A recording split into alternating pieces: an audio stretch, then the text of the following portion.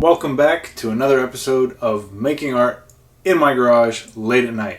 The skull I did last time was unsalvageable, and to add insult to injury, I was checking if it was dry and something caught my finger, and instead of just pulling away, I had to check again. So I moved my hand across it again and I smudged this little spot of ink that wasn't quite dry. So then I tried to fix it by adding more ink and it got worse from there. Anyways, long story short, it didn't work out too well. Today I was debating whether or not I was gonna just draw something or if I was gonna try and recreate that inky skull that I did last time. I do like the process and I do like the result mostly of what came out of it, but I have to do something a little different, I think. Work is getting pretty busy right now, as I've mentioned, so I thought that I might combine business and pleasure by sketching some stuff that I might be able to use for work. So I've got a nice clean piece of paper here. I'm going to grab my pens and a pencil. I don't think I even need to change today because I'm not going to be using anything that can really stain me. Well, unless I get crazy with the ink. But even if it does stain this shirt, I don't care. This is just a shirt that I designed a long time ago, which I think is very funny. So without further ado, I'm just gonna draw some fun little designs here. I think I might zoom the camera in a bit. Let's see. Light everything. Alright, let's get started. Thought it might be cool just to do a little like bone hand holding a joint. Or joint, small hand. Something like that. So I'm just going to do a bunch of pencil sketches first and then I'll go over them with ink. Alright, little hand. I'd like to do some kind of long, thin design. Let's see. Maybe maybe I'll pull the bong along. Sometimes if I don't erase stuff, then I'll end up tracing the wrong lines. It's happened before. A little bong, maybe do a little. It's kind of wide, but that's fine. Whatever, doesn't matter. What else? A little lighter, little bong, little skeleton hand joint. What else? What's a good small design? I'm not really good with text, so I don't think I should even attempt that. Well, let me rephrase that. I'm okay with text stuff, but I'm not very good with script.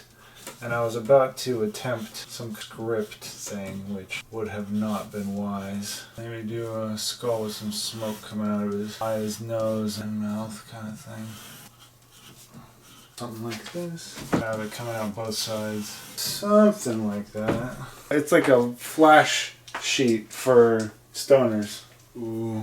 How interesting. I'm learning so much. One of my favorites here. Little ashtray action. I'll put a little joint right here. Big old fatty. What else? The ticking. Time's a ticking. Where's my chair? I'm too tired. It's hard drawing on a vertical surface. My arm gets tired. Let's do a bit of a simpler skull here. If you want to learn how to draw skulls like me with ease like this, then just keep watching these videos and keep practicing drawing skulls. Honestly, the best advice I can give you for drawing skulls is get yourself one of these medical skulls off of eBay. I think they're 30 to 40 bucks. I know it's not cheap, but it is. If you're serious about learning how to draw the human anatomy, and that includes the human skull, you should 100% invest in one of these skulls. And you'll see, you make sure to check the size that it's the full size. Don't get the smaller one, get the actual size one, because the smaller skulls, they're not made from an actual cast of a human skull. This is made from casting an actual dead person.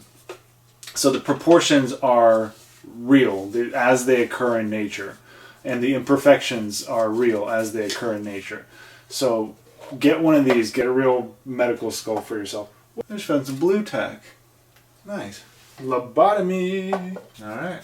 You'll be drawing skulls in no time. Honestly, just like everything else, it's just a matter of repetition. The only reason that I can draw a relatively decent looking skull in under a minute is, or around a minute, who knows. I didn't time myself is only because I just do it all the time. If I drew boobs all the time, I'd be able to draw a great set of boobs, but I don't, so I can't. Alright, that skull's just there just for posterity. Let's see. What's a good thing to say when you're a stoner? It's 420 time. As a person who used to smoke weed, I don't think I've ever said it's 420 time. I have said it's 420. Let's go get baked, but saying 420 time, I think that's just redundant. This one I kind of like, but I don't know. I think the smoke, it ends up looking like flames or something. Looking like flames, which I guess that's not terrible because flames are cool too. Maybe just gotta add more smoky tendrils. All right. No, that one doesn't really vibe. I think maybe just like that small one. I need something right here. What's it gonna be? I woke up this morning in the block. Anyway, that looks fine, whatever. I'm gonna lie and say that looks fine. Let's do my classic thing where I just stretch the letters. Anyways, lovely. Never started the time lapse. Good for me. Well, the drawing part's boring anyway. Alright, let's go. I guess I'll stand up for the first part. So far, so good. The only problem is that ink keeps running to the back of the pen. You're supposed to hold this correctly when drawing on a wall. The wonderful thing about these pens is, I think I've said it before, that because due to the pressure that you apply, you get all these alternating line weights. You get a bunch of variety, which when you look at it on paper, it looks fine on paper, but once you take it into your computer, you take like a photo of it, you put it in Photoshop, you raise the contrast so that all the black is one unified black, and then you take that and you pop that into Illustrator and you do yourself a nice little, what's it called, live image trace or whatever, and then you can see just how it all comes together in one piece. It's very satisfying. Should probably be drawn down. I really hope I can use some of this stuff for work, honestly, because if I can't, I'll be a little bummed. Come on, ink pen. The little squiggles really give it that skull flavor. Also, if you have shaky hands, like I do sometimes because they get tired, it only adds to the charm of the image. Alright, in terms of putting in shading and detailing, probably just do another pass. I don't think I'm going to be erasing too much, although maybe I will. Depends on how dry it gets. Depends on how much time I have, to be honest. I think about 5 subscribers away from hitting 5,000, which is a pretty big deal. I was thinking of what's a good way to celebrate the 5,000. What's a cool thing I can do? I would ask right now to say, drop it in the comments what you'd like to see. But the problem is that when this comes out, I will already have gotten those 5 subscribers I need, I think. If I don't, if this airs and I still don't have 5,000, then yes, please let me know what you think I should do for the 5,000. I was thinking I'd just do another kind of drawing thing similar to what I'm doing here, but maybe in a more relaxed format, horizontally. We're on a roll, let's go. I think I'm getting a little bit better at holding the pen. Every time I think that, it starts running dry. Honestly, it's a little bit easier to go down to up with the way that the pen is built, but I'm used to drawing from up to down, so it's a little, I don't know, uncomfortable, I guess. Oh, poor me. Boo-hoo, a little uncomfortable, boo-hoo. For those that don't know, ashtrays are one of my favorite things to draw. I think that they just have a very appealing shape to them. Well, that hole is all messed up. Alright, let's go. I went to the grocery store today, and the lady in front of me, her total was $4.20, and the cashier was like, "Oh, that's my favorite number." And I kind of looked up, and I kind of nodded my head in approval, and he smiled, and the lady was like, "Oh, $4.20? Like what? Like what happens on that day? He's like, oh, well, it's just a good day and it's a good number. And she's like, oh, why? And he's like, well, if you know, you know. And the lady took her groceries and, you know, went to her car or whatever. And it was my turn in line. And